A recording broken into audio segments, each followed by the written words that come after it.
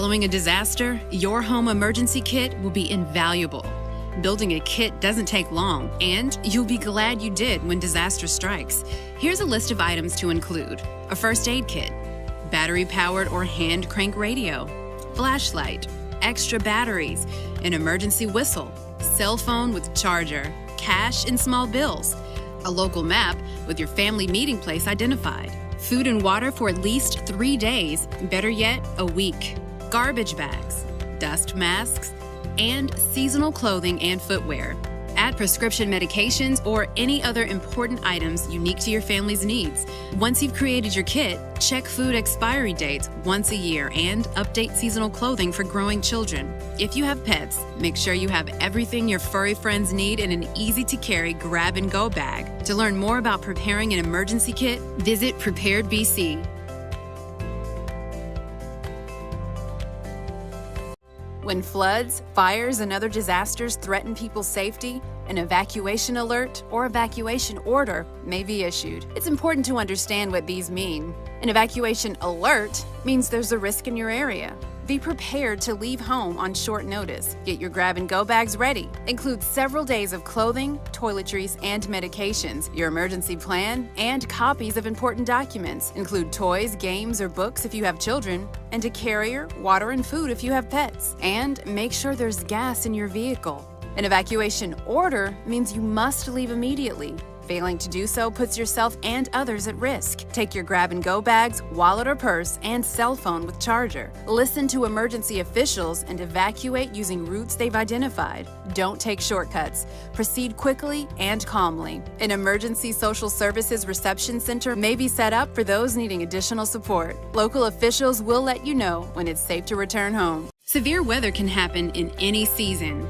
Disruptions, such as loss of power, can be serious, so you need to prepare now to be on your own for at least 3 days. Develop a household plan, put together an emergency kit, and connect with your neighbors. Here are some additional tips to make sure you are well prepared. Have a battery-operated radio to listen to your local news station for warnings, advice, and instructions. Stow flashlights and extra batteries around your house in case of power failure. Fireplaces, wood stoves, barbecues, and camp stoves can be used for emergency cooking. Just remember never to use barbecues or camp stoves indoors where they pose a fire and carbon monoxide hazard. Consider a home generator for extended outages, but never operate it indoors. Regularly inspect your chimney to make sure it is safe to use if needed. And make sure to properly winterize your home. Visit Prepared BC to learn more.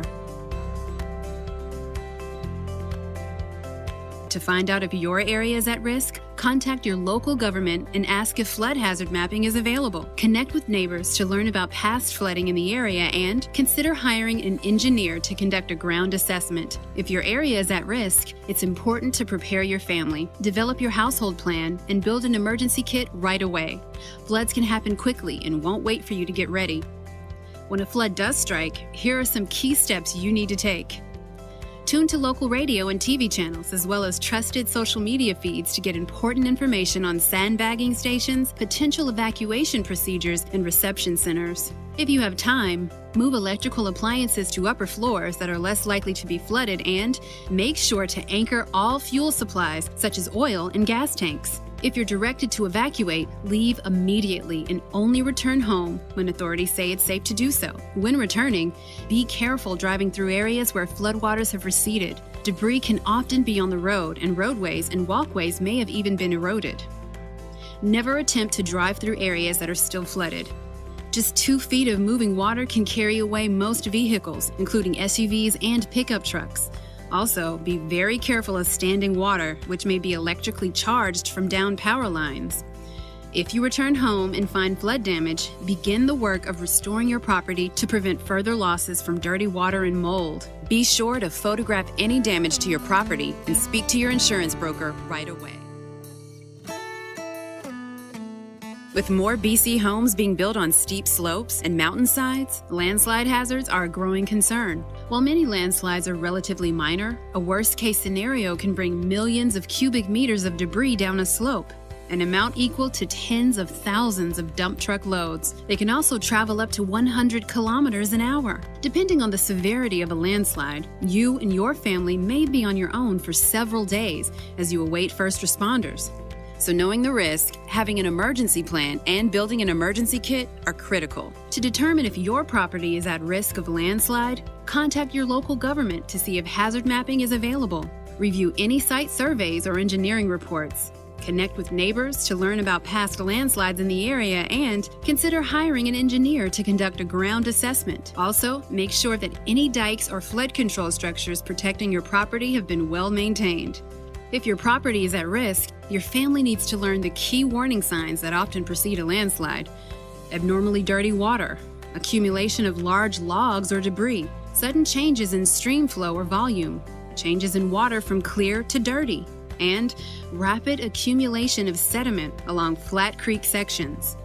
Falling rocks, boulders, or sliding soil may indicate a larger landslide. Leave the area immediately if you observe a faint rumbling sound that increases in volume, or unusual sounds such as trees cracking or boulders knocking together. Once you've reached a safe location, call 911 or local emergency number to report the situation. If you have evacuated, only return home when officials say that it is safe to do so. British Columbia is situated along the Pacific Ring of Fire, which means areas of our coast are at risk of a damaging tsunami. Earthquakes are often precursors to tsunamis. If you are in a tsunami risk area and an earthquake strikes, you should first drop cover and hold on.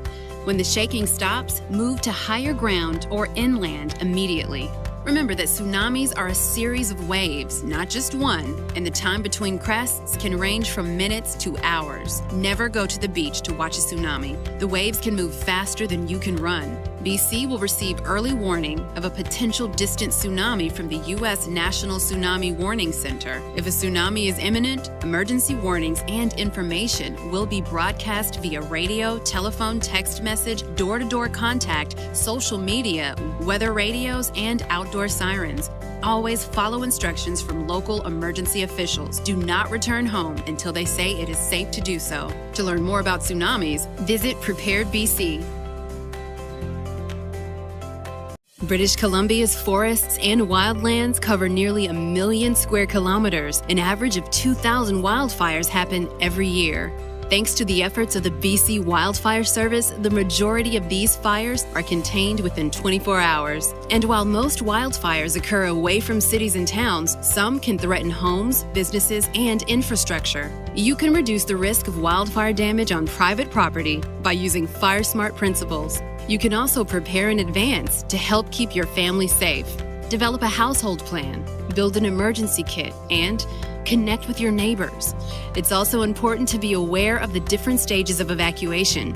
An evacuation order means you must leave immediately. An evacuation alert means you must be prepared to evacuate on short notice. When an evacuation is rescinded, it means you can return home, but stay tuned for any new alerts and orders. Nearly half of all wildfires are caused by human carelessness. To report a wildfire or irresponsible behavior, call 1-800-663-5555 or star 5555 from a cell phone. Visit Prepared BC and bcwildfire.ca. Extended power outages can occur as a result of severe weather, natural disasters, or other emergencies. In the event of an extended power outage, you may be without light, heat, or water for several days, even weeks. Get prepared by developing a household plan, building an emergency kit with enough supplies for at least 3 days, and connecting with your neighbors. Here are some additional tips. Stow flashlights and extra batteries around your house to use when the lights go out.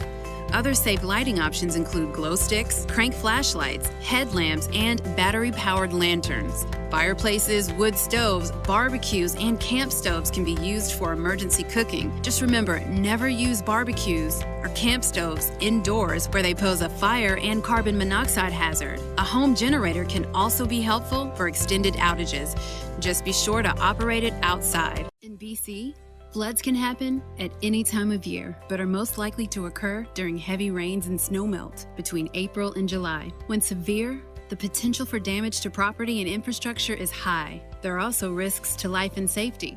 Building a sandbag dike is a good way to protect your home and property from rising floodwaters. Here's how to do it. First, collect burlap or plastic bags, shovels, and a large amount of sand. Make sure to build your sandbag dike on high ground as close to your home as possible.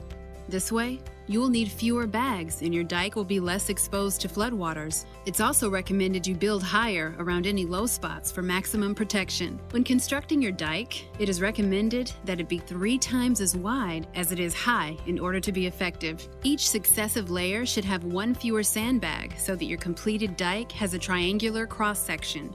To start your foundation, dig a trench that is 1 bag deep and 2 bags wide. Then, fill sandbags halfway and place them overlapping each other. There's no need to tie them shut, just make sure the open ends of the bags are facing upstream or uphill so they aren't exposed to floodwaters. This will ensure sand is not washed away. Alternate the direction of your layers, lengthwise, then crosswise for greater strength. As you set the bags, walk on them to tamp them into place, but be careful not to puncture them. To learn more about protecting your home and family from floods, visit